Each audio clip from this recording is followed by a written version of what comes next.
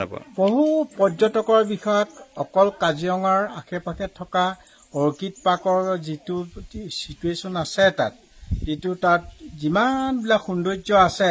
সেইটো চাইকেলে হওক বা পখিলাই হওক বা যিমান সংখ্যক পৰ্যটকৰ আকৰ্ষণ বেছি হ'ব আগলৈ আৰু পৰ্যটকৰ অবিহনে দেশৰ উন্নতি সাধন নহয় এইবোৰ কথা মই জানো জনাৰ কাৰণে কাজিৰঙাৰ কাৰণে ফ্ৰান্সৰ প্ৰধানমন্ত্ৰীৰ পৰা ফ্ৰান্স চৰকাৰৰ পৰা 700 কোটি টকা দিয়া হৈছিল মোৰ তাতে বৈঠক হৈছিল কাজিৰঙা লকডাউনৰ সময়ত তেখেতক কৈছিল উন্নত দেশবিলাকে কাজিৰঙাখন অকল অসমৰ নহয় ভাৰতৰ নহয় পৃথিৱীৰ ৰাষ্ট্ৰীয় কাজিৰঙাক উন্নত কৰিবলৈ ইয়াত কৰিব লগা বহু কাম আছে সেই কাৰণে